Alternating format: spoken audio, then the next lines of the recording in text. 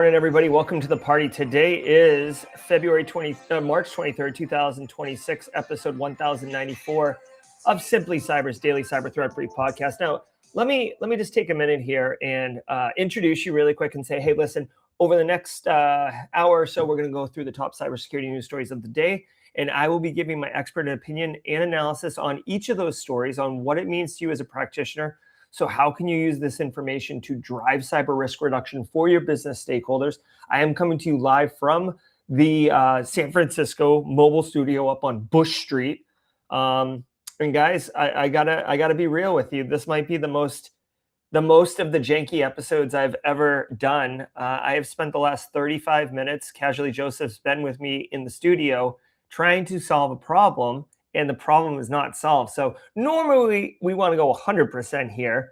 And if it's not going great, we'll go 80%. And today it looks like we might be at 51%. So better than half, but we are going to have some challenges. So stay with us. You're going to have a rare episode today. I promise you. I'm Jerry, your chat. Let's get cooking. Get your coffee. And let's go.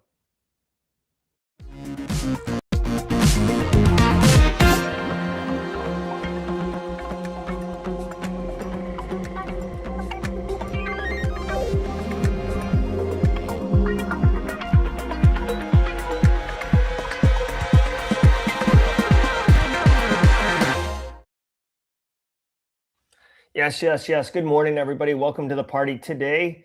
I want to say what's up to Chuggy, Marcus Kyler, obviously Casually Joseph for all he did, Mara Levy, Net Setup, so many green badges in the chat, TJ, Code Brew, thank you very much, guys. Seriously, listen, let me just preface this really quickly. If you're a first-timer here, I apologize in advance. Typically, this is a much more well-constructed show. However, last week, we set this whole thing up. I'm using like a lighter, I don't have my microphone and mixing board because I wanted to make my overall package lighter. And we did this and I tested it and Joseph was there and everything worked perfectly. And then of course I get up at 4 a.m. today, set everything up and literally nothing works. My Stream Deck is failing. My voice meter banana for software routing is not working. And before you ask me if I've turned it off and on again, yes, I have. I've done it twice, actually, just to be sure that the computer realized I shut it off and on again. So having said that, yeah, I know. And the video's pausing. Marcus Kyler, the video pausing was happening on my last computer, which is literally I tried to fix everything and then just bought a new computer. So guess what? It's definitely not at the computer layer. That's the issue. So anyways, the thing that you need to know is that even the audio podcast, this is probably the most janky thing that I'm going to do to you, squad. And I will try to get this fixed before tomorrow, but I will have to play. You get to see my beautiful wife. I'm going to be playing the audio through my phone into my DJI mic for the podcast. So if you're upset about the audio, I apologize in advance. I'm doing the best I can with what I have at my disposal. I absolutely did test this all. But guess what? If you're new here and you're new to industry and you haven't figured out what happens when you do demos in real life, no matter what you tested in advance, this is what a demo god fail looks like. So anyways, let's get cooking now that I've prefaced this whole show and kind of set your expectations low. All right, guys. Hey, every episode, we're going to go through 8 stories. I don't research or prep for the stories because I'm spending all the time getting my audio set up. But what I do want to tell you is we're going to go beyond the headlines. We're going to go way beyond the headlines, better than what you would get in a classroom or a textbook. And, with my 20 plus years of experience, several people in chat with years and years of experience, you're going to be getting just value. And seriously, there's a reason so many people show up regularly, like they're giving back or they're taking. It's a supportive, inclusive community. So welcome. And I appreciate you guys showing up on this lovely Monday morning. I want you to know every single episode is worth half a CPE. So say what's up in chat, grab a screenshot. You'll show up on the chat over here. At least I got that part working. And include the episode title, which should say Top News Now, March 23rd, as well as episode 1094.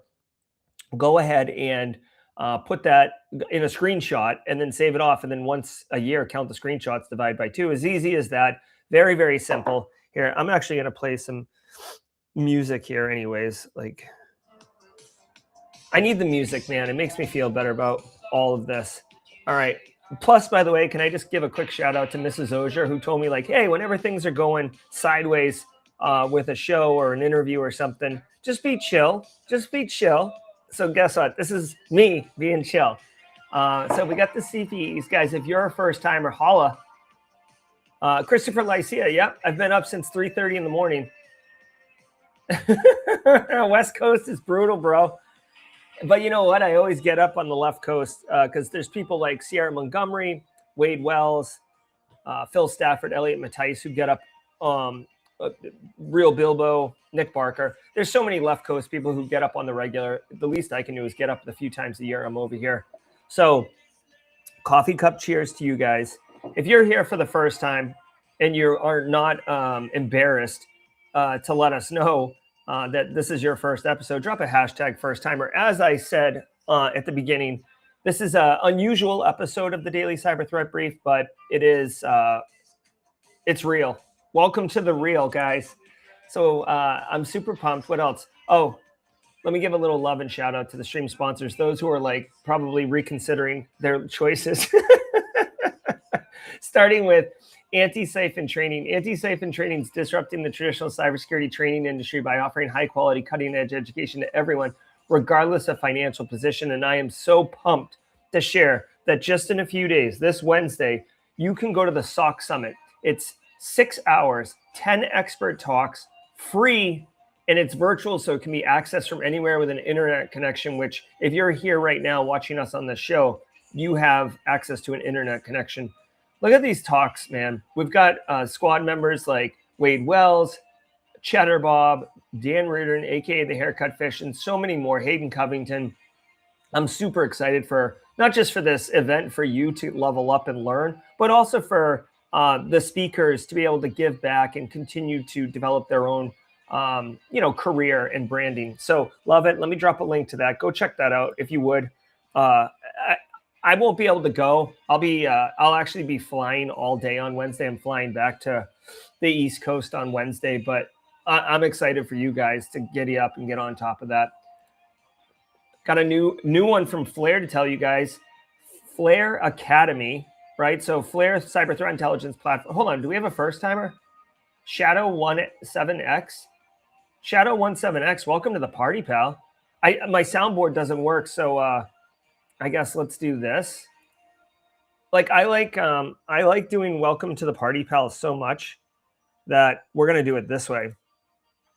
Okay, we're having a little bit of a laugh today. Okay. All right, Shadow1X7 or whatever it was. Welcome to the party, pal. I hope you enjoy the show. Like I said, Shadow, this is definitely not a normal episode. Guys, Flare provides these Flare Academy trainings that are so awesome.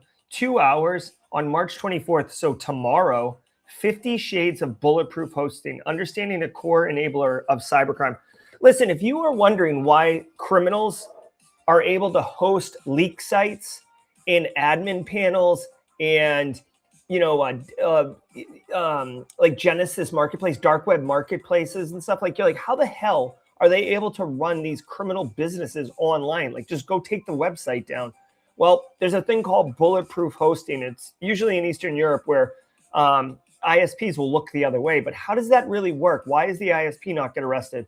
This training right here will answer all of that and more in 2 hours, give you the full insight on what Flare has found. So I'm going to drop a link, simplycyber.io/Flare will get you there, and you can register. Again, this is free. And, and you'll get 2 CPEs if that's something you're into. All right. That looks like it was on brand. Did you see that? Page wasn't loaded. Thank you very much, Mobile Studio. Oh, my God. Chill. All right, guys. Hey, really quick, also want to tell you about ThreatLocker. ThreatLocker Zero Trust platform, now including the cloud, not just your fat apps on your endpoints. absolutely crushing it. Let's hear from ThreatLocker, and then we're going to get into the news.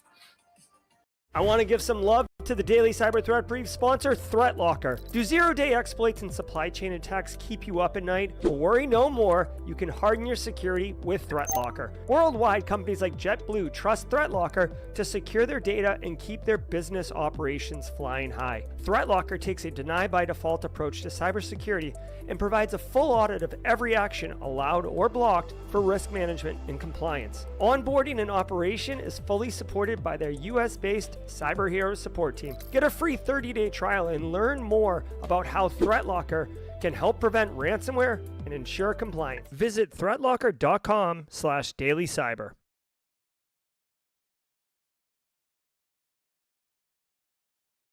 All right. Yes, I said fat apps.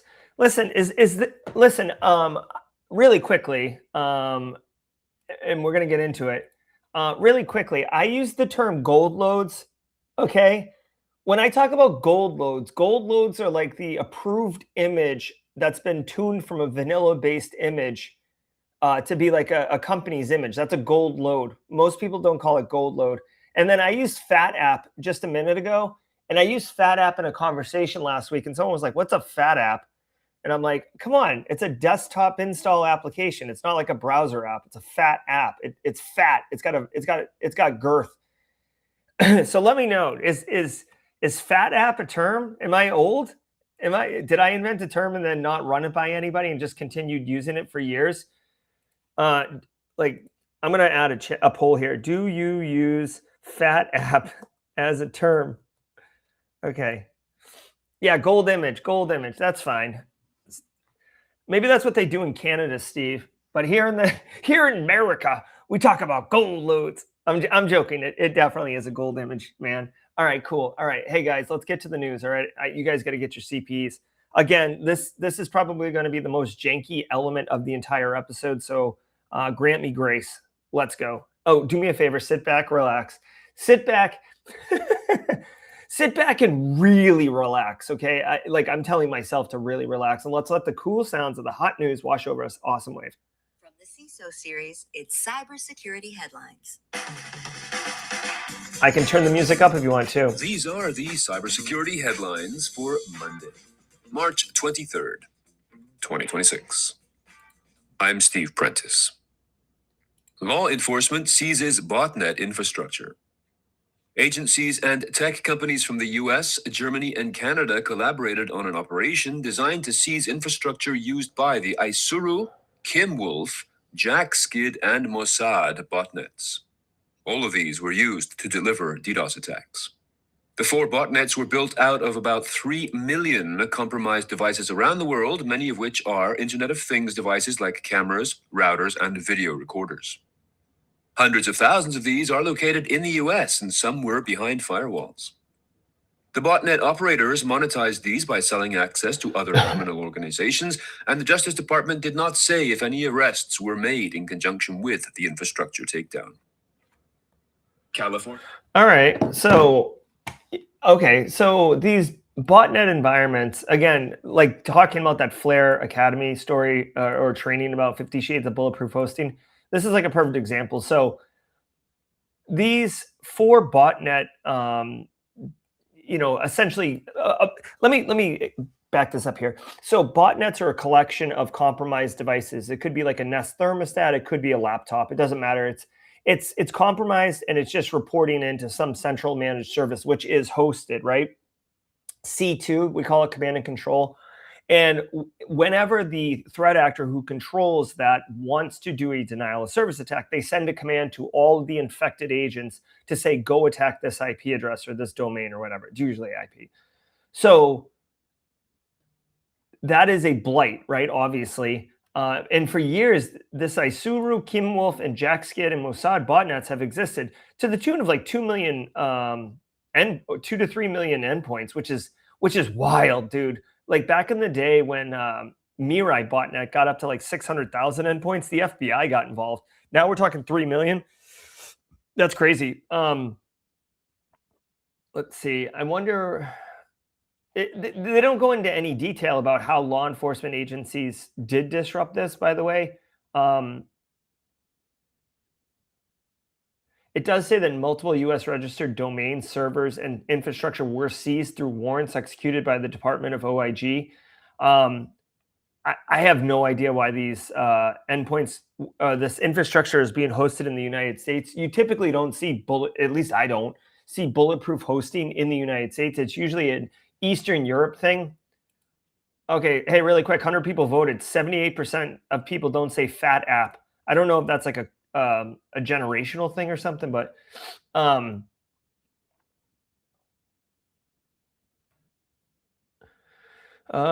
Brian Krebs said they'd identified at least one person. They don't know if any arrests have been made. Here's the thing. With something like this, they're not going to tell publicly who got arrested, because what they're trying to do now is squeeze that guy or lady for information to turn other people over.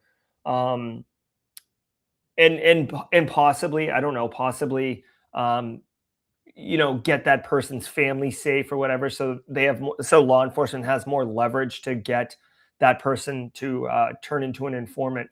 It's good. Remember, guys, if you have a 4 million device botnet, you could knock out a lot of things. You could knock out, power. You could target at energy sector. You could target at ISP. You could target it at like anything. So definitely nasty business. If I had my soundboard, I would play my bad boys, what you gonna do? Or I would play my regulators, mount up. Anyways, the TLDR here is a lot of these botnets or bots in the botnet are compromised because of default creds. So if you can, educate your end users to change their default creds on their IoT devices. I'll tell you, it's kind of an uphill battle, because think about this for 1 minute. If I compromise your Nest thermostat or your Ring doorbell, okay? Like, let's say your Ring doorbell right now is in my botnet, okay? I'm the captain now. Your Ring doorbell still works. Amazon driver can come and ring your doorbell and it'll turn on, your phone will buzz, and you can talk to the Amazon driver through the Ring app. Your device's capability does not diminish. Only when the threat actor weaponizes your endpoint to send data would you notice a performance hit. But the threat actor isn't doing it all the time. It's like it's for hire, essentially. So a lot of people, like, let's say like my Aunt Dorothea's Ring doorbell is compromised. She's not going to even know. Secondly, why would she be incentivized or motivated to log in and change the password, right? She's not, because the thing still works. And that's a bit of a rub. And honestly, you want to talk about shift left and secure by design. Like, I hate that noise. Like, it's a great idea, but like in practice, it's hard or unrealistic. Here's my thing. I think it's on the vendors, not the end users, not the consumers. I think it's on the vendors to require the default credential on a device to be set or configured before the device works. One, or set random unique passwords for each device and just have a sticker on the side of it with the password, right? Because if a threat actor sends you a phishing email or whatever, or just scans the internet and finds your device, they're not going to know the password if it's unique. And they're not going to physically come to your house and read the password off the Ring doorbell camera, right? Okay, let's keep cooking. Oh my God, multiple clicks. What are we doing here, buddy? Can I, yeah, here we go. Your city and LA Transit Agency report cybersecurity issues. Foster City, a Silicon Valley area town, had to pause all public services outside of emergency responses on Thursday following a ransomware attack. City manager Stefan Chatwin declared a state of emergency, and the city warned that theft of public information was possible and that people should change personal passwords that related to city activities and to take measures to protect personal data. This attack was followed by a potential attack attempt on the Los Angeles Metro service. A ransomware gang has claimed that it attacked this service, and although city officials have not responded to media requests for clarification, technical issues with its internal administrative computer systems were reported by the transit service on Friday morning. Okay. Microsoft. All right. So a couple things here. Number one, shout out to the Bay Area, Hammer and RSA in the house. Okay, so so here's the deal.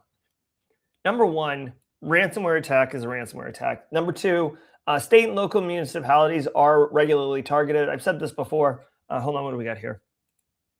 First timer in over 12 months. KES Alexander Cade. KES Alexander Cade. Welcome back to the party, pal. I'm gonna get some use out of this tab today. Welcome back to the party, pal. And KES Alexander Cade, just so you know, I'm traveling right now. I'm in San Francisco, so it's not like we've devolved since you last were here. Okay. State and local municipalities are underfunded. There's typically like one IT person doing like 5 different jobs. This is no surprise that they got unfortunately hit. The other thing I'll point out is that they said 911 or 911. They said 911 is unaffected. Typically, in my experience too, typically emergency services are on a separate system, literally for emergency reasons, business continuity, being able to provide those services in the event of a disaster. So, usually the 911 services are not affected. They did say that there's going to be a city council meeting on Zoom because that's the only thing that'll work. Oh, hold on. It says, this makes no sense. City council meeting will be held in person and will not be available on Zoom due to the attack. Okay, guys, I got to tell you, that is dumb. 100% dumb. Zoom is a cloud-based app. Like, you can access Zoom. Like, I don't care if your entire infrastructure gets ransomware. You can get on Zoom using that. This is probably the problem. Like, you can't use personal devices, I guess, here, but like, and they can't assume, I guess, that like my Aunt Dorothea, who only has a company issued laptop, won't be able to get on the meeting. But to say that it's Zoom is, I don't know. To me, like, whatever. This feels like a very boomer thing to say. Zoom's not available. The Zennial just dunking on boomers. You know what? It flows uphill, guys. Okay. And finally, yeah, like, ransomware has hit California cities a ton. Like the LA County School District got hit. Like multiple municipalities in the state of California have been hit. Chances are, I don't know if they're paying, probably not. But I thought there's a law that I think says like federal agencies can't pay ransoms, but I don't know about states. My thing is, if states aren't paying, hold on, I'm going to Google this really quickly. Can a state agency in California pay a ransom? Pay a ransomware ransom? By the way, ever since autocorrect, my typing has gone to absolute crap. I just type whatever I want, and like I just know that the computer is going to be able to sort out what I'm trying to ask. While not explicitly banned by statewide California law, paying a ransom in the state agency is strongly discouraged by federal authorities. Okay, you know what strongly discouraged means? Go ahead. So here's the deal. Again, as long as people are paying the ransom, threat actors have incentive to hit these ransomwares, right? So let's keep going.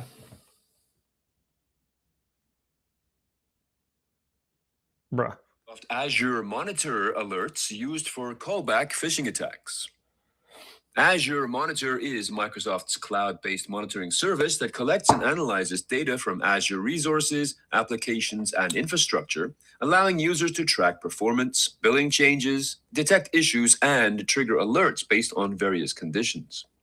Numerous customers of the service have recently reported receiving Azure Monitor alerts that include warnings of suspicious charges or invoice activity on their accounts, and which request the customers to call an enclosed phone number. The verbiage of the warning is in line with that released by legitimate software services, right down to an apology for the inconvenience. But unlike other phishing campaigns, these messages are not spoofed, but are sent directly by the Microsoft Azure Monitor platform using the legitimate Azure-no-reply@microsoft.com email address. All right. All right, really quickly, I see Wowie1267 screaming in the chat. Hello, YouTube. Welcome to the party, pal. Yeah, Colonial Pipeline paid for sure, DJ BSEC. But I mean, that was like a private sector business that was managing critical infrastructure, and that was years ago. I don't know. I feel like things have evolved on that way. Okay, so check this out really quick. This is actually pretty clever. We have seen threat actors do this in the past, but it's been a minute since I've seen a threat actor do this. Let's see really quickly.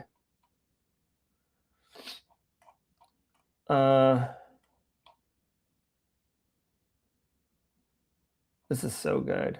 Like, again, I don't promote or encourage any type of cyber criminal activity. I'm not a fan of these things, although I do have like a Clop ransomware hockey jersey virtual version. Compliments of Brews and Hacks. I mean, compliments of Dan Reardon, but Brews and Hacks was involved on it. All right, here's the thing. And DJ BSEC, maybe you can help me on this one. This is pretty clever. So listen, there is a thing called Microsoft Azure Monitor, and it's baked into your Azure instance, your tenant, if you will, and it can send notification emails automatically when weird conditions are met. Well, you're getting an email from Microsoft that says, they showed it in here. Well, this is the resolution email, but you're getting an email that says there's been a transaction has been placed on hold by the fraud detection team, and to prevent possible account suspension, verify the transaction. And it looks real. It comes from Microsoft Azure.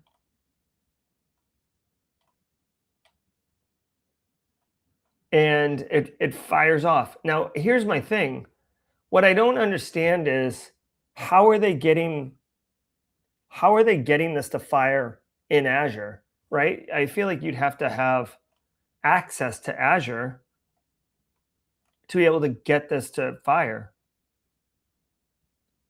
Right? So it's the Microsoft Azure Monitor alert. Like, this story is missing the important part of how it's happening. Because when you see how it happens, you can then go in and either detect when it happens or tune for it not to happen. Yeah. But at the end of the day, this is a phishing email, and what they're trying to do is get you to call a phone number to get on the phone with a criminal who's then going to basically rob you in some capacity. Bleeping computer shows more information. What do I got to scroll down? Okay. All right, $389 Windows Defender charge. Oh, thank you very much. Who said that? Sean Sailors. Thanks, Sean. All emails use an enterprise or corporate theme. They may be intended to go, okay. I don't get it. How does the threat actor send them? How do they get, like, here's my thing. Like, yes, this will work. It's a legit email coming from Azure. They've modified it to include their own phone number. You're going to trust it because it's coming from Microsoft. You're going to trust it because it looks real. And you're going to be concerned because it says you're going to get a $389 charge. What I don't get is, unless the threat actors are standing up their own environment and then just messaging people from it. Okay. Oh yeah. So DJ BSEC says, I think they're using their own instance and firing off the alert. Okay. So I feel good about myself that I came up with that before reading your message, but like, I'm glad that we agree on it. So it sounds like that's it. All right. Now that we understand what the hell is happening here. Oh yeah, that's a good point too. DMARC, DKIM, SPF, those are all going to look correct. So email security protocols isn't going to stop this because essentially it is coming from Microsoft. Here's what you got to do. Okay. Here's what you got to do. You got to educate your end users to tell them about this specific attack. Now, there's two things here for you. Okay, guys, two things. Number one, let me change my screen since my Stream Deck doesn't work. There's two things you got to do. One, I would send out a note today to your workforce and just say, hey, if you get an email from Microsoft, like from legit Microsoft that says this, forward it to us as a phishing email, right?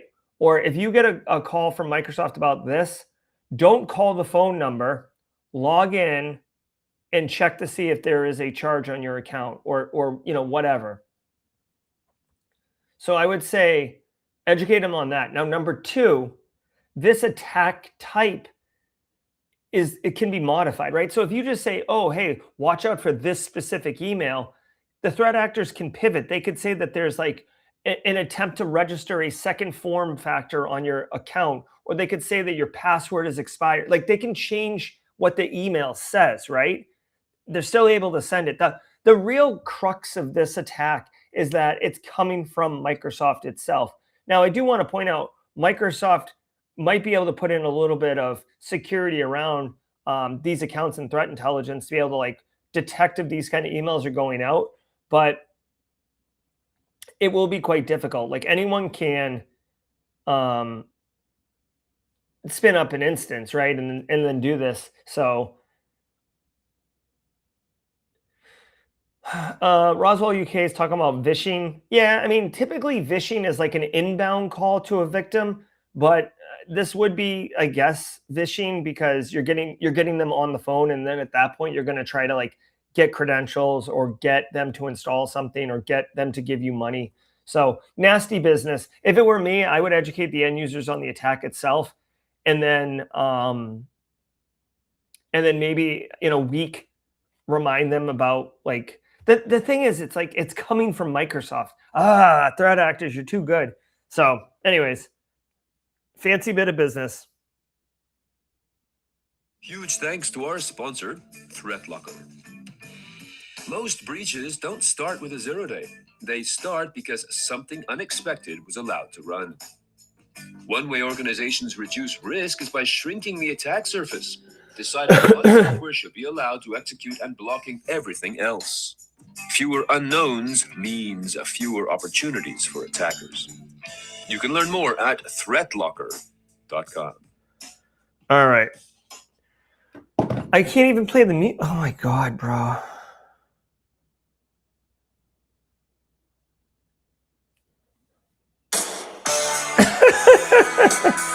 You know what? We're getting this today. We're getting this. All right. Guys, I want to say thank you so very much for being here. I appreciate all of you.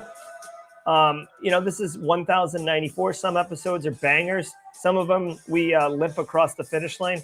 And I feel like today's might be a little bit of a limp across the finish line. But I appreciate it, guys. The coffee is running low. I did drink 3 cups before I got on air. Ad tech. All right, guys. Hey, I want to say shout out to the stream sponsors, ThreatLocker, Anti-Siphon, and Flare for making it so I can bring this show to you.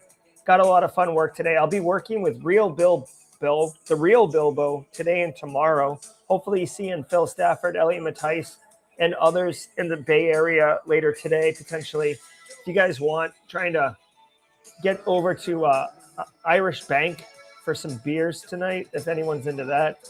Stay tuned. All right, guys. Every single day of the week has a special segment. And Mondays is Simply Cyber's Community Member of the Week, where I get to recognize one member of the community. And it is a sponsored event, sponsored by ThreatLocker. ThreatLocker, the company that does a deny by default approach to applications and cloud. But the reason it's sponsored is because ThreatLocker gives me money, and then I turn around and give the community member money, right? So like it's like an award, a reward or whatever, an award. I give you $100 Amazon gift card.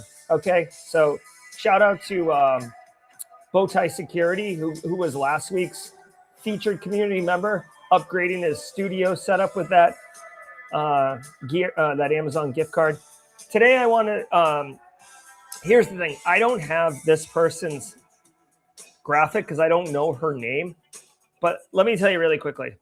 The community member of the week this week is Sunshine. Okay, now Sunshine is in San Francisco, which is very relevant because here I am in San Francisco, and I hope to see her later today. I met her in person at the Marriott Marquis last year. She's absolutely delightful. And the reason I wanted to feature her as the Simply Cyber Community Member of the Day today is because in the last like 3 weeks, I've had multiple people. They're like, "Oh, you're going to San Francisco? Like, you should connect with Sunshine, or like you should get on with Sunshine." Or it said, and then Elliot was like, "Oh, Jerry, can you bring a Simply Cyber flag? Like, we're starting to like do meetups, me, Phil, and Sunshine." So like, Sunshine is very cool. Again, I apologize, Sunshine. I don't know your real name, so I can't bring up your LinkedIn profile. And if your real name is Sunshine, I apologize. But anyways, you can see Phil Stafford giving the love. So if you can, Phil, let her know. And can you help connect me with her? Please, Phil. All right. Hey, Alpha Sierra's here. Hey, Alpha Sierra. All right, guys. So, yeah, that's our Simply Cyber Community Member of the Week. All about good times. I'm going to go ahead and do the la-la-la-las. Here we go. Alpha Sierra, lead us off. It's been a minute for my janky lapel mic here. Oh, guys, what a day. Thank you so very much. Here we go.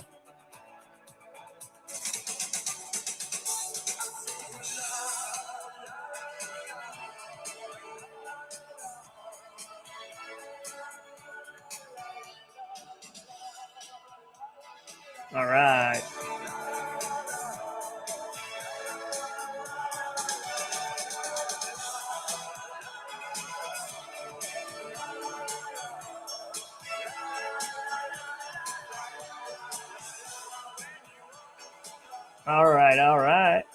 All right. So, guys, I know we're having a rough episode, but that was a fun mid-roll. Let's get back into the news. Feds issue PSA regarding Russian Signal phishing campaign. Following up on a story we covered this past month, the FBI and CISA issued a joint public service announcement on Friday warning that Russian intelligence-affiliated hackers have, quote, gained access to thousands of users' messaging apps with a global phishing campaign, end quote. The campaign chiefly seeks high-value targets, including current and former U.S. government officials, political figures, military personnel, and journalists. The U.S. agencies reiterated that hackers had not been able to bypass end-to-end encryption, instead manipulating users into giving up access by posing as Signal help personnel. A link to the PSA posted on ic3.gov is available in the show notes to this episode. Okay, so this is not a new attack. Like, this has been going on for a hot minute. And I just want to call your attention to this really quickly. When the technology... Let me back up. This is the easiest thing for everyone to remember, okay? If you're going to attack something, right? If a hacker is going to hack you, if a threat actor is going to target you, if you're going to get got, there's only 3 things that they can attack, okay? Very simple. And don't come at me with the CIA triad. That's day 1. This is day 4 stuff I'm talking about, okay? Number 1, they can attack people, right? I can socially engineer you. Give me your credentials. Number 2, you can attack technology, right? I can 0-day hack all the things, log in with your default password and make a multi-million account botnet.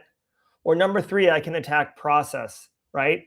What is the process and where are the gaps? Like, I'm able to register myself as a mortician and then legally declare you dead, right? Like these are the 3 things you can attack. That's it. Well, Signal as a messaging app is amazing at security, and it's very private and you can't get in or anything like that. Well, because there's a lot of information being used in Signal, and some high-ranking federal officials like to use it for official classified correspondence, apparently, or sensitive correspondence, adversaries are now trying to get into Signal. But because the technology is so good, you've got to hack something else. And what they're trying to do here is they're trying to attack the humans by tricking people into thinking that they're Signal help or Signal service support people, and then registering their phone into the Signal. So like if you use Signal, which I strongly recommend, You can have Signal on your phone, on your laptop, on your tablet, on other things, right? You can have Signal on all the things.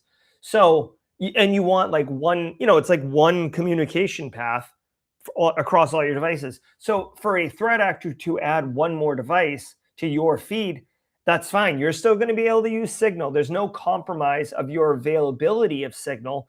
It's just the confidentiality is compromised because now the threat actor can see all the things that you can see on your device. And oh, by the way, it would tip their hand, but they could compromise the integrity of it too, right? They could take that opportunity to send a message and say like let's say that like, two high-ranking people are talking about a military attack, like attack this target at this time. Well, if you're in there, you could say, oh, actually, I changed the target this at the same time, and it's going to look like it's you saying it because they are in your device. That is what's going on. Now, obviously, I'm a huge fan of stopping the kill chain as far up the chain as possible. In this one, this is why they're doing a public service announcement. Signal doesn't have a help desk that's going to proactively call you and tell you there's a problem. Like, this is all day, every day, step one. So here's what I'll say. If you are, well, first of all, if your organization is using Signal, actually, let me take a step back. Signal would be the obvious target, but let me help everybody in chat. Whatever messaging app your company is using, right? Whether it's Microsoft Teams or it's Slack or it is Discord or it is Signal, right? Or Telegram or whatever. Tell your workforce that like a support employee from the app, from the company, from Microsoft, from Signal, from Telegram is not going to contact you about a problem. They're not going to contact you. Tell them furthermore, hey, if you do have a problem, if you do get contacted by them and you do think it's legit, hang up and call me, right? Or call help desk or call support. Don't there's like, there's 100% chance you're being targeted by a criminal. So stop. That's what the PSA is for. But the thing is, you really have to hammer it home to the end user that this isn't going to happen, because it seems very convenient to just like be like, essentially like Jesus take the wheel. Like, oh, hey, help desk, you take the wheel. And then threat actors just going to add themselves. Okay. That's for any company.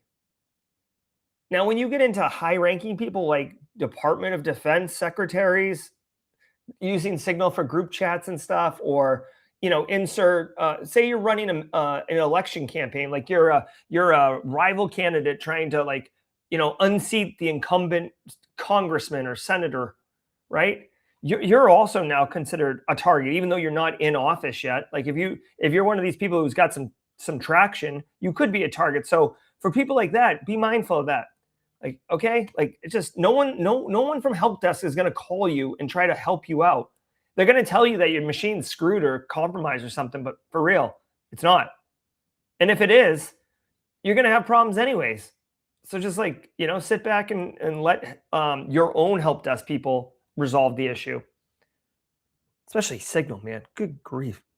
Critical Quest KACE vulnerability potentially exploited. Researchers from Arctic Wolf are warning of suspicious activity affecting unpatched Quest KACE systems management appliance instances exposed to the internet.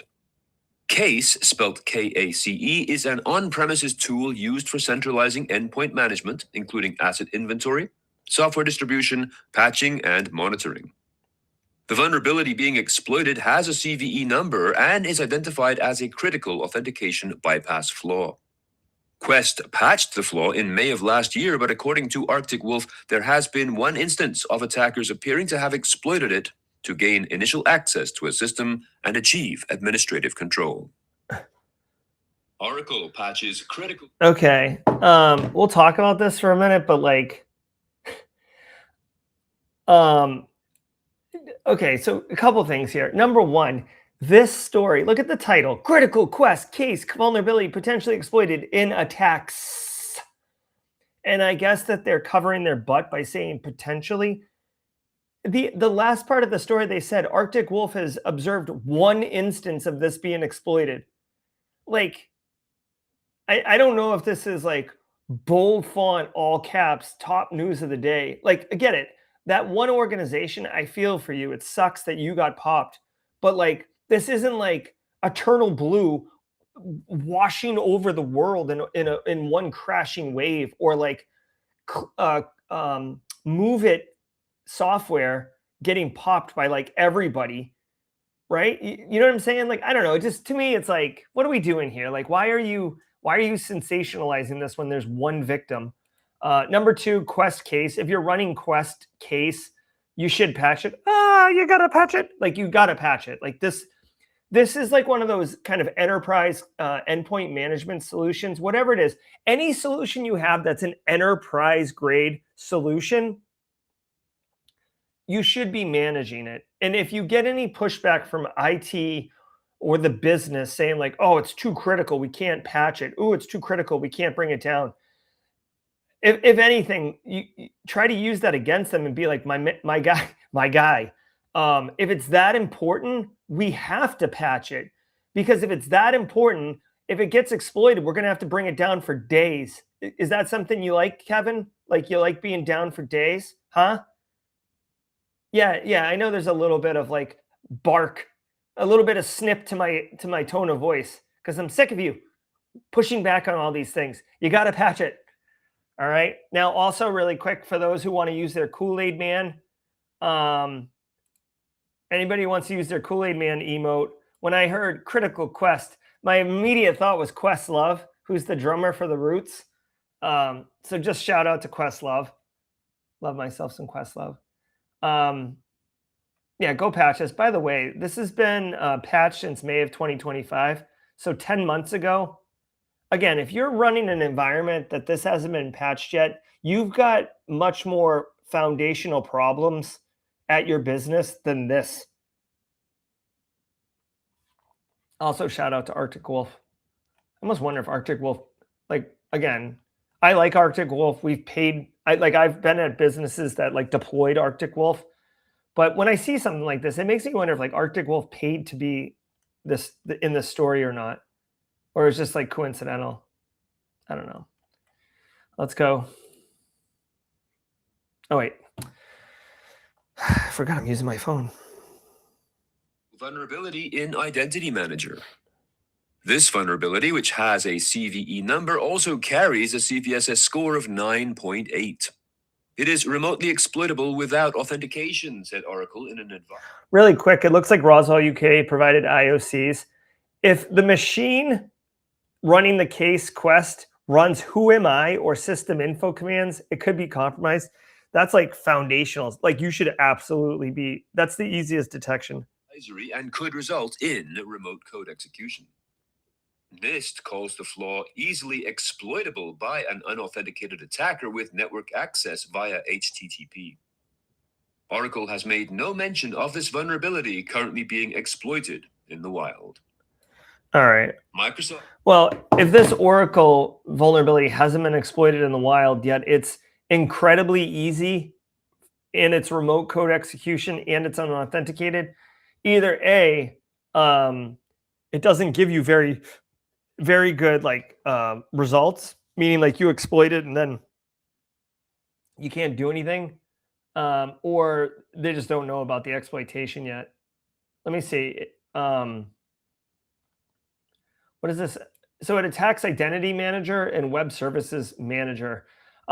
Again, if you know me for a minute, you know that whenever a security technology or security adjacent technology has a serious vulnerability, remote code execution, unauthenticated, it's an absolute top priority in my opinion. So VPNs, firewalls, networking equipment, identity solutions, centralized management controls, anything that touches money, those are priorities. Like, that's like, we're not effing around here. And by the way, let me just give everybody a quick tip here. Like, there's a thing, and if you're older, you know this, okay? It took me a while to learn this. There's a thing called political capital, all right? and you can earn political capital by, it's not like a tangible thing. It's a concept, right? You can earn political capital by doing service or hooking up, like say the CTO, like for whatever reason, is like got budget shortcomings or whatever, and you've got extra budget as the CISO, and you like allocate some budget for them, like you're doing them a solid, right? So you get some political capital from that. You're not saying I'm going to do this and you're going to hook me up later, but inevitably that's what will happen. Sometimes you do a great work at your job, and then occasionally you go to die on that hill. Okay, this is like spending political capital. So if there's like a Microsoft Teams vulnerability and you're like banging on the desk that we've got to patch Teams or whatever, and it's not a big, like it's just not a big deal of a vulnerability or something, you're spending political capital. Is that really where you want to spend it? For something like this is where I spend political capital, right? I go and say, listen, we've got to patch this. This is serious. It's like Chicken Little saying that the sky is falling, or the little boy who cried wolf. Like, you don't want to go often because you dilute the impact of when you do go. But if you only go when it's really important, then it'll have gravity, and then you can spend some of that political capital and get your agenda moved forward. So that's just like that. This starts getting into like more advanced Game of Thrones, office politics crap, but unfortunately it is a reality that we have to deal with. I'm continuing to look. Again, it's Oracle Identity Manager. Let's see. Okay, so it can result in takeover of the instance, which to me means root level permissions. It doesn't really go into any detail here on what it is. I'm going to go ahead and look at the CVSS score, or the CVE under EPSS lookup. Right. This one has a 0.03 of a chance of being exploited in your environment in the next 30 days. 7 percentile of how bad is it? It's pretty bad.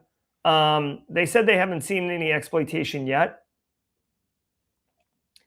I wouldn't screw around with it, dude. It's your identity services engine.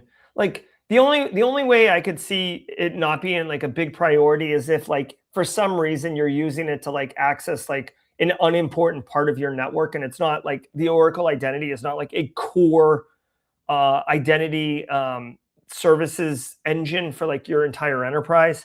I don't know why you would deploy something like Oracle and have it used in like a demo environment or something silly, but anyways, it doesn't look like, according to EPSS, it's that important, but I wouldn't screw around with it personally. Rolls back some of its Copilot AI bloat on Windows. Oh, good. The company announced on Friday changes focused on improving the quality of its Windows 11 operating system, which notably includes dialing back the number of entry points to its AI assistant, Copilot. The reductions will apply to apps such as Photos, Widgets, Notepad, and its snipping tool. As reported in TechCrunch, this less is more approach to integrating AI into its existing platforms may reflect the growing consumer pushback against AI bloat. A Pew Research study published this month noted that, quote, half of U.S. adults are now more concerned than excited about AI as of June 2025, up from 37% in 2021, end quote.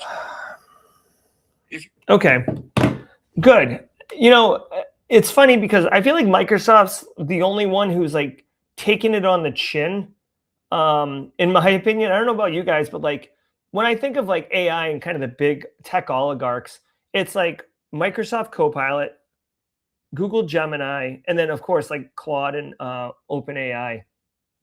Now, Claude and OpenAI are less invasive because like Microsoft has Microsoft 365 and Microsoft Windows. Google has the Chrome, which is like a very, one of the most popular browsers out there. So like it's much more easy to see. But like, I don't know about you guys, but like when I see Google Gemini, it's very like, it's less in my face, right? I feel like Copilot is like an AI version of Clippy. Okay, and if you're old enough to know Clippy, you know how annoying Clippy was. And if you're not, I guess you're young and like you probably ironically use Clippy, but like Clippy was annoying. It would show up like when you didn't need it. It wouldn't be very helpful. I feel the same way with Copilot. I don't know if it's like a marketing thing or a deployment thing, but like I have a Copilot button on my laptop, and like just a minute ago I wanted to hit control and I'm holding my phone and I left, and I still haven't reconfigured that Copilot button, but I don't want a Copilot button on my phone. I mean, on my laptop. I don't want it on my phone either. So there is a massive distaste for Microsoft Copilot for whatever reason. The second thing I want to talk about really quickly here is a bigger macro picture. And catch me at Irish Bank tonight, and I will tell you in exceeding detail about my thoughts on AI and where we're going as a society. It's not something I want to bring out on stream because I don't want to put that on anyone. But I find it interesting that there is a sentiment, societally speaking, of pushback on AI, that it's too much. Dude, I'm at RSA this week, okay? I suspect it's going to be AI all over the place and AI, all the things. People are beginning to realize the existential threat that is being posed here. Like, oh, it's cool because it can write my emails. Yeah, and you know what? Like, your services are no longer needed. Thank you. Just people are like, oh, like this thing can do my job. That's cool. I'll let it do my job while I hang out. It's like, I don't think you understand how capitalism works, because there's things called expenses and then there's things called assets. And if you can lower expenses, that's good for the business. And your labor is the number one expense on any balance sheet. Spoiler alert. Okay, so anyways, people are pushing back. It might be because of how they feel about AI and like the path of it. My suspicion is that a lot of people are, it's moving so quickly and people are starting to talk about it all the time. And honestly, I think it's fear. And I don't think it's fear from an existential threat of Skynet. I don't think Skynet's ever like in the cards. But I think people are like realizing that they're not moving as quick as AI is. They're not learning as fast. And it's human nature to like want to push back on like new change that doesn't make sense to them. And I think that's what we're happening. So yeah, AI bloat. Honestly, guys, the final thing I'll say, like there are so many parallels, and we could talk about this at Jawjacking if you want. Anyone in chat, I haven't been looking at chat for a minute, but let me tell you, there are unbelievable parallels. This is a hot take of mine. Like I just came up, I've been thinking about this, but now I'm going to share it with you guys. In the year 2001, 2002, during the dot-com boom, right? Tech was getting massive, okay? And all of the endpoints, you could go to like Best Buy or whatever, you could go online, QVC, you could buy a Hewlett Packard, you could buy a Gateway PC, you could buy an E-machine, and it would come with so much friggin' bloat software already installed on it that by the time you get your brand new computer, take it out of the box, set it up and turn it on, you were like almost out of hard drive. Your machine ran slow because you got all these friggin' apps, fat apps that you didn't want running on your machine. And people got ultra pissed, and it became a massive problem where they started getting rid of it. Like, I mean, they were like full on apps that would just like remove bloatware. Like that was the app's entire function. I feel like it's the same thing with AI. People are jamming AI into everything now. Like the advent of the internet, mainstream internet, is like the advent of mainstream AI. So those parallels I'm seeing. And then pushing it all the way to the right with all that bloatware in 2000 and people pushing back. I feel like it's the same thing with AI. People are shoving AI into everything, like things you don't even want with AI. It's there. So I think that's why the pushback is coming. Linda Smith, have a great day. I appreciate it. All right, let's jump to Jawjacking. I'm just going to play the sounder. I'm Jerry, your chat. We're live at RSA. Thank you so much. We'll be back, but I'm coming back in 30 seconds, okay? Yeah. Ever wonder what it takes to break into cybersecurity? Join us every weekday for Jawjacking, where industry experts answer your burning questions about the cybersecurity field. Live, unfiltered, and totally free. Let's level up together. It's time for some Jawjacking.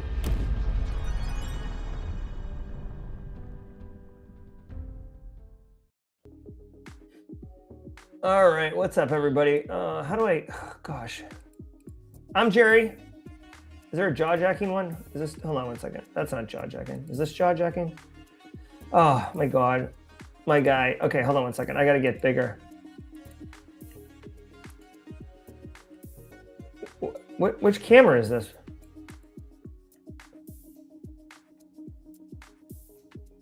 I don't even know what camera this. I mean, I see the camera, obviously. Okay, hold on one second. I'm just, because I want to do this. Welcome to Jawjacking, everybody. It's a 30-minute AMA. Here we go. Yeah. It's a 30-minute AMA where I'm going to do everything I can to answer as many questions as I possibly can in that 30-minute window. And hopefully you get some value from it, get some questions answered, and we have a good time. Any question you want, just put it in chat with a Q, and I will answer it. I've played some background music here, so let me know if it's too loud or if it's annoying or it's stupid. I'm just trying to give you guys a little bit more love on the stream. I am live at RSA in San Francisco. Let's get the questions going. Jay Gold's in the chat. Thanks, Jay Gold. Casually Joseph's in here. Let's see. Welcome to My Guy Spring. We need a My Guy emoji. All right, Legrat, we can look into that. Andres Molina wants my take on Tyler Ramsby's video. Okay. Yeah, so let's do this really quickly. Tyler Ramsby, try hack. What was it? Try hack me is dead or killed or dead. All right, let's see 1 second. Stop using try hack me. Okay. So check this out really quickly. I will give you my thoughts on this. I just want to level set so everybody knows what we're talking about. This is Tyler Ramsby right here. Okay. He released this video. The other day. Stop using try hack me. I'm going to link to it in chat. Okay. Tyler Ramsby is a professional pen tester. Tyler Ramsby and I both have financial interests in a pen testing company called KairoSec. We're the two that run KairoSec. And let me drop this link in chat here. Okay. And Tyler makes this video saying that TryHackMe, who has launched a new company called NoScope Pen Testing. Okay, here it is. AI pen testing. And I don't know if Tyler asserts or claims or what evidence there is, whatever. I'm not trying to make any claims, but essentially the gist of it is that TryHackMe has trained a bunch of pen testers over the last couple of years, and now they've opened a company that does AI pen testing, and effectively you don't need to hire a human pen tester anymore. You can hire AI pen testers. So and Tyler does a good job of kind of following the evidence and keeping it objective.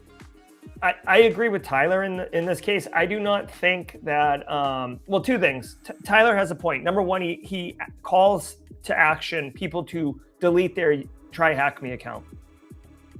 Number two, he posits that AI will not replace human pen testers. Okay.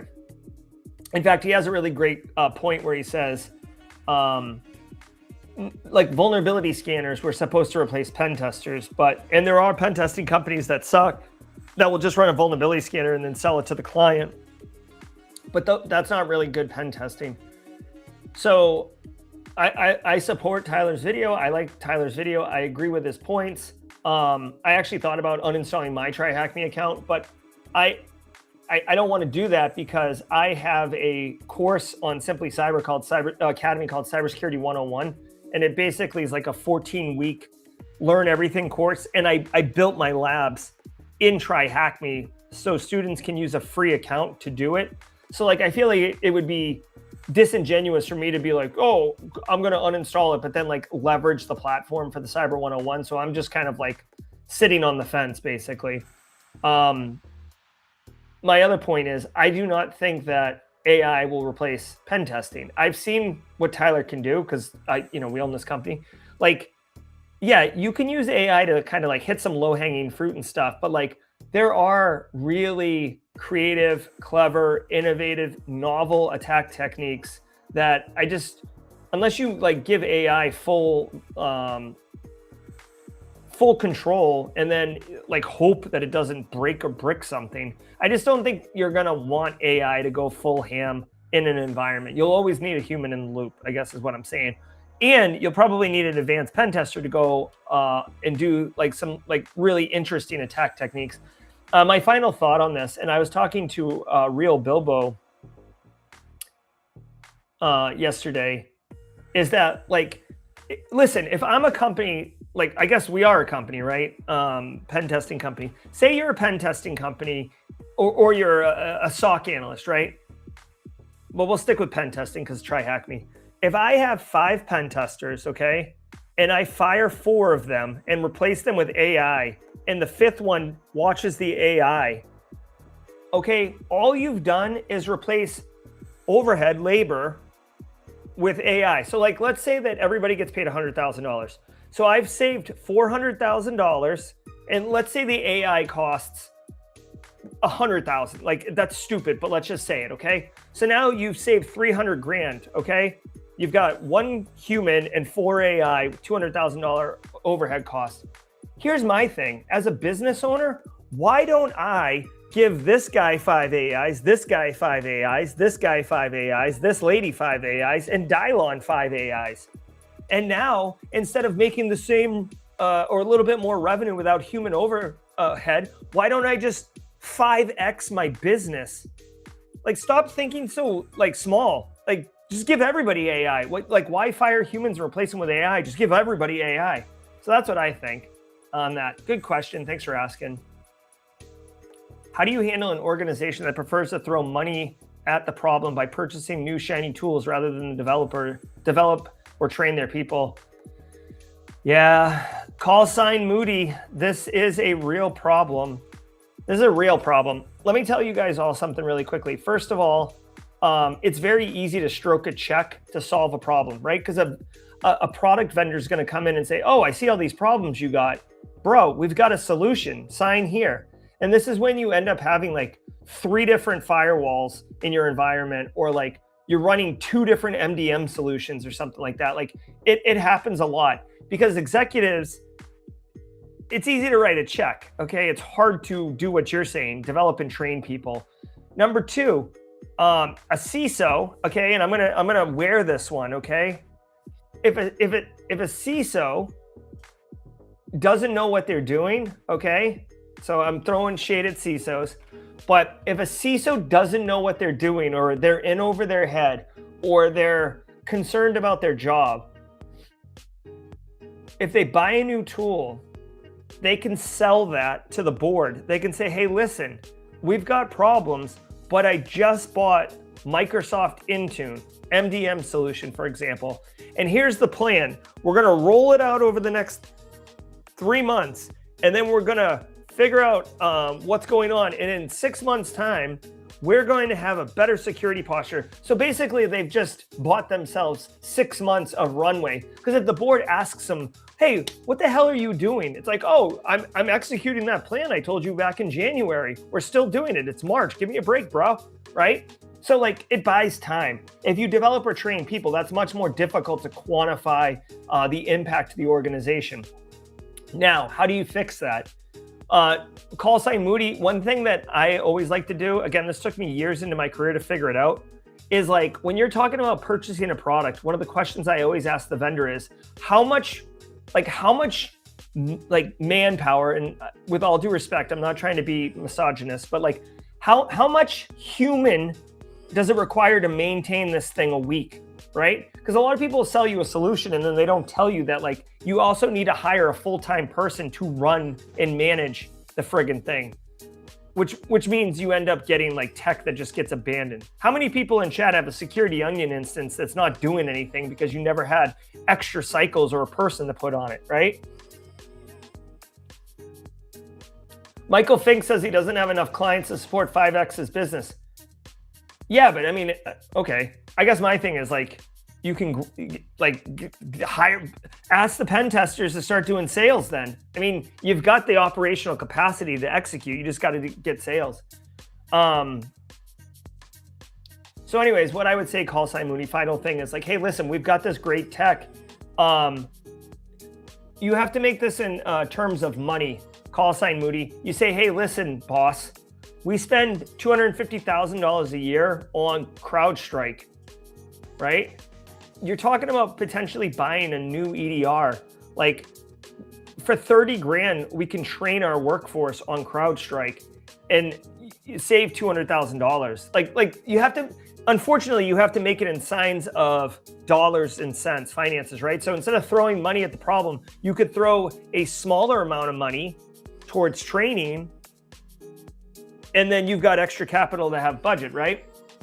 All right, next question. Do you still play the game Haiku? If not, is it still a good place to practice skill set, or do you need to have knowledge first? Jazzy Jazz, I haven't touched Haiku since 2021. I don't know the current state of it, honestly, and I can't say whether it's a good place to start anymore because I don't know. I would say that there are a lot of great options out there to get started. Okay, so I'm looking for questions in chat. Mods, can you the original, it was originally.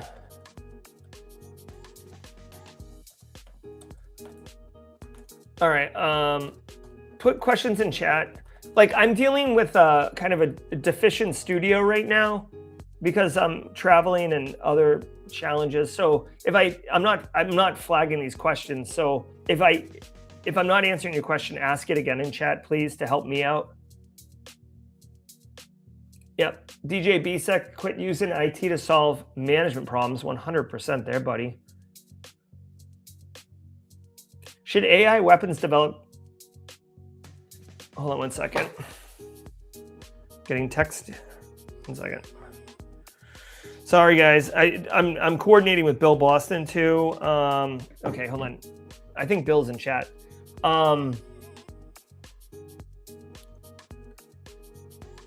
Let's see. Should AI weapons development capacity be subject to the same arms control frameworks as nuclear or chemical weapons? And if so, who enforces it? It's a tough one, dude. The thing is, with nuclear and chemical, you need raw ingredients to get it. So it's like easy to kind of control and police. AI weapons development, I mean, you can do it in your kitchen. You know what I mean? So I don't think so. I mean, I think it's going to be bad, but I don't think it's possible to police it, frankly. Let's see. Roswell says, go to while traveling, Taco Bell, Burger King, McDonald's, or something else. I'll tell you, Roswell UK, you know, when we're traveling in the car, if there's a Wendy's, I like a Wendy's, but like McDonald's seems to get a lot of action in the car. When I'm traveling like around here, I always like to try like a local place. I'd much rather try a local place than a chain restaurant when I'm somewhere. Someone just did a super chat. Let me go ahead. Adorner, thanks for the super chat, dude. For a noob in cybersecurity, studying Sec Plus, any set of resources or roadmaps to build all the skills for GRC, like hack the boxes for pen testers and SOC analysts. Well, so okay, so Adorner, number one, I have a vested interest in this, but my GRC Analyst Masterclass at Simply Cyber Academy has hands-on practical labs that are quite good. That is a good example, a good place to go. Number two, there is a big transition going on in the world of GRC. Like it's like a cruise ship turning around, so it's taken a little bit, but we're getting much more into GRC engineering and using technology to be able to do point-in-time policy assessment and real-time asset inventory, which has always been the dream. So like getting those type of skills are certainly going to be valuable. I do not know of any platform, like my GRC Analyst Masterclass won't teach you those type of things. I don't know off the top of my head any kind of labs outside the one I have. I do think Unix Guy has a GRC mastery course. That one's like $500, so it's pretty expensive. And I haven't taken it myself, so I can't speak to it. So Adorner, the answer to your question is there isn't like a great platform that does this yet. But the resources I did provide you are ones that you could use for sure. Thanks for the super chat, by the way. Nick Dixon. Isn't Nick Dixon a first timer? I feel like Nick Dixon was a first timer last week. Nick Dixon, thanks for coming back.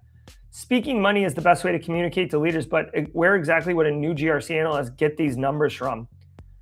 Yeah, well, I mean, if you're a brand new GRC analyst, are you really trying to speak to the CISO to influence purchasing decisions?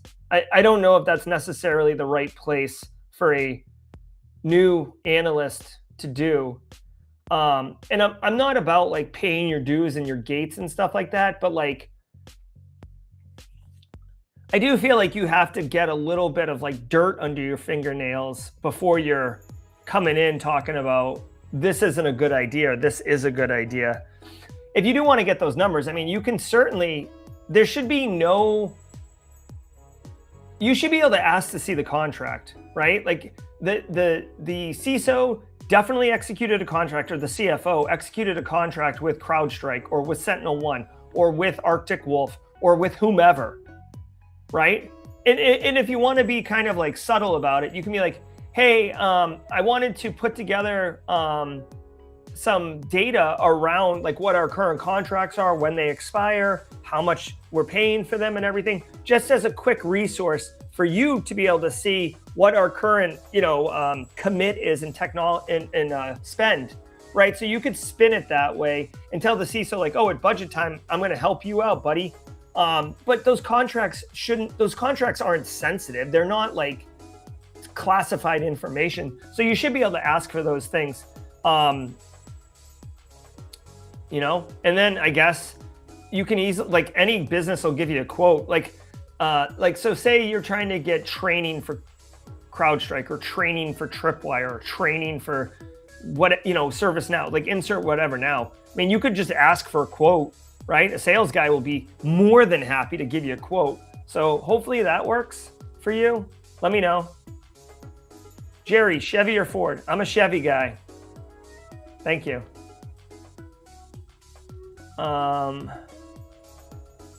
Wow. Space Tacos always says the nicest things about my Academy course. She's definitely a product of that course, and I definitely would call out that Space Tacos definitely had a lot going for her already. So it wasn't like my course was singularly a thing, but definitely did help. Hey, Stones. Hey, man, did you get a new Santa Fe? Like, what's the car situation? Oh, wait, hold on. I should read this. What are you driving these days? I just picked up a 2022 Kia EV6 and I'm loving going full electric. Okay, I should have read the friggin' thing. I drive a Chevy Colorado. I owned a Chevy Colorado, the first one that ever came out, 2003, I think. And I drove that until the wheels fell off. And then I bought another Chevy Colorado. I like having a pickup truck, honestly. So Mrs. Auger has an SUV. She could have a sedan, SUV, whatever. I always like having a pickup truck, or at least have the family have one pickup truck, because go to the dump, moving something, going to Home Depot or Lowe's and buying lumber. Like, to me, having a pickup truck is like non-negotiable. It's like, it is a critical piece of like utility for me. So I'll always own a pickup truck. Hey, Ron, I got to tell you, having a electric right now, I mean, gas is like skyrocketing. Although, you know what I did see? I don't know if you guys saw this. Gas is almost at $4 in many places. Coming down, I got off the flight here in San Francisco and driving down to the hotel, I saw gas for $1.49. I don't know if you guys saw this. It was crazy. It was $1.49 for gas. It was a Taco Bell. Ah! That was a joke from last week, but it felt like a good time to reuse it. Okay. Oh, a lot of people have pickup trucks in chat. All right, it's 9:21. You're watching Simply Cyber's Jawjacking. If you have any questions, please drop them in chat. I'm here to answer them to the best of my ability. Hold on one second. Who's this? I'm getting text messages. What is this? I'm getting like what looks like a random phishing email about medical insurance. Hard pass. Thank you. Let's see. I'm scrolling back through chat. Code Brew. Hey, really quick, just so everybody remembers, Simply CyberCon is up and running. Simply CyberCon, if you didn't know, now you know. There you go. You can go to simplycybercon.org if you want. Simplycybercon.org. CFP opens in May. We're only going to have, I think, 11 speaking slots this year. Some workshop slots, panel slots, and then tons of activity slots. So check that out. All right, what else we got here?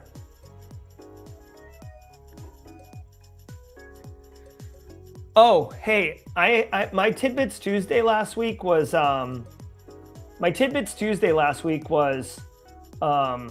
travel tips. Do you have any travel tips for traveling? I actually forgot one. I have an amazing travel tip, okay? If I don't care if you travel once a year or you are a road warrior, I have an amazing travel tip. I forgot about this one. And then as soon as I did it yesterday, I was like, holy crap, I got to tell the chat about this. Look at this. Okay. Hold on one second. You can text yourself. Okay. And you'll have to, this like TikTok made me cry. Okay. But like, look at this. This is my own phone number. And I texted myself.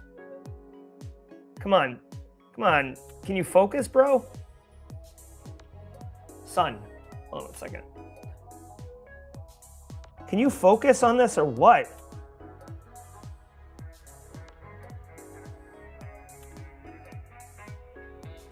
Damn it. All right, listen.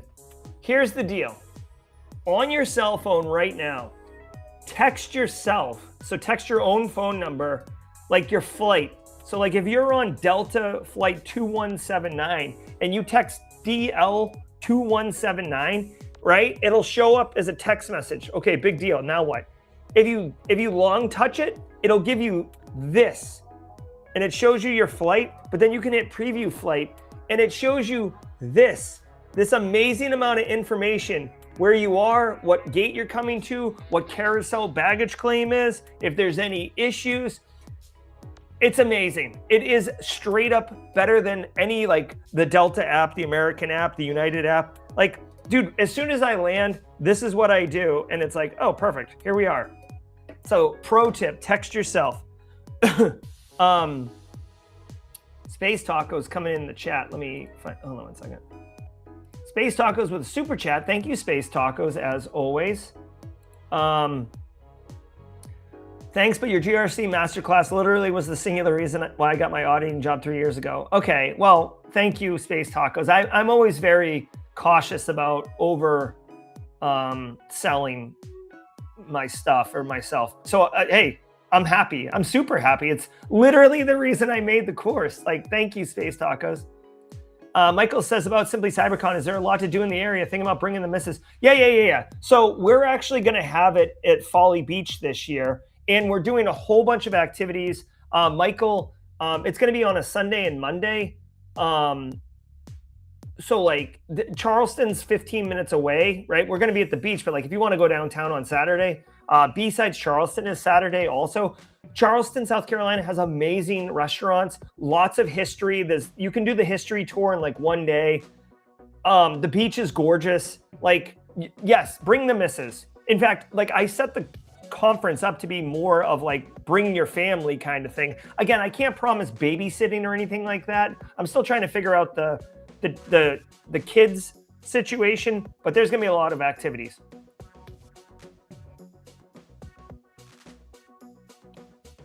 All right. Yeah, Christopher Lycia throws his pickup in the bike in the back. I do the same thing, man. I do the same exact thing. B-Dubba, as a noob tier 1 SOC analyst, I like the defensive side so far. What other jobs should I strive for more action in the field? Oh, hey, so really quick, B-Dubba or B-Dubs. What I would recommend is look into you don't have to become a pen tester, but learn pen testing skills, because if you learn pen testing, you'll actually be a better SOC analyst because you'll understand what it looks like from the other side, and you'll be able to, write better detections, go threat hunting. You'll scale up much faster. We also need a here's the deal emoji. Oh my God, have I been saying here's the deal too much? Asking for career advice. I have a job in cyber working as a network engineer, firewalls mostly. I love what I'm doing, but still want to continue growing. What would you recommend? Well, I mean, it depends where you want to go with it, right? But where would you go? I mean, so you're managing security technology. So, I mean, technically you could continue to expand your security technology footprint. So you could be like, hey, let me start managing MDM, or hey, let me manage the email security gateway, right? Like, kind of like move wide across security technologies. That's one.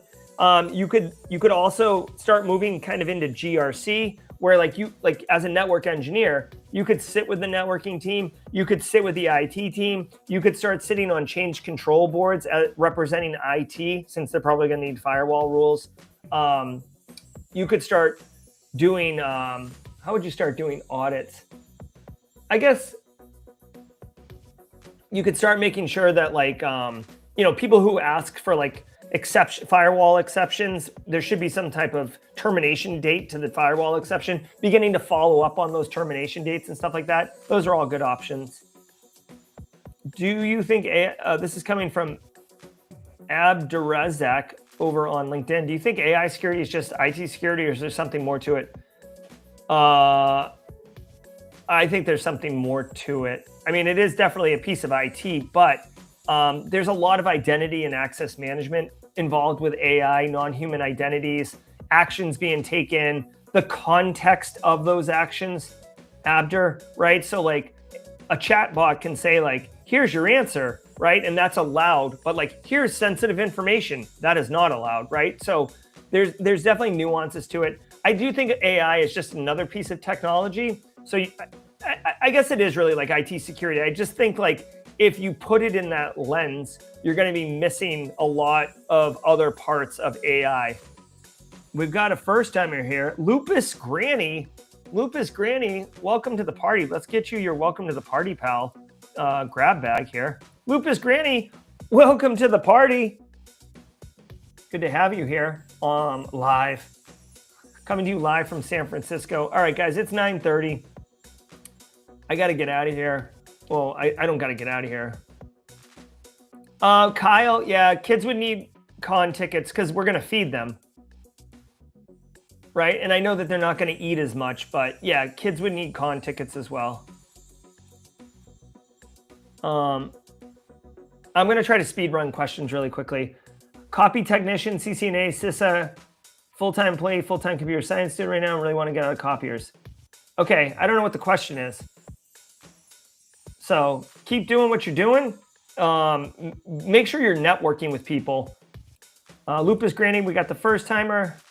Oh, best course of action. Yeah, just keep doing what you're doing. Get the certs, get Sec Plus, even though it's, but like HR uses it as a gateway. Network. If you're a student, network with your faculty. If you're working full-time, network with your peers, right? Go to get your business to send you to conferences and then network with people there. Okay, cool. I gotta go, guys. Let me just tell you really quickly. This has been Jawjacking, coming hot on the heels of Daily Cyber Threat Brief. Guys, I'm well aware that today's episode wasn't as produced high quality as my other episodes. I did the best I could with what I could get working. Hopefully, please be honest and don't glaze me or anything. Let me know in chat. If today was like, I stuck around because I like you, Jerry, but like that was brutal. Be real, be honest. I'm going to try to get it up and running better for tomorrow morning, but I do what I can. Okay, guys? I'm Jerry from Simply Cyber. Be well. Thank you. And if you're at RSA, come find me. I'll give you a high five.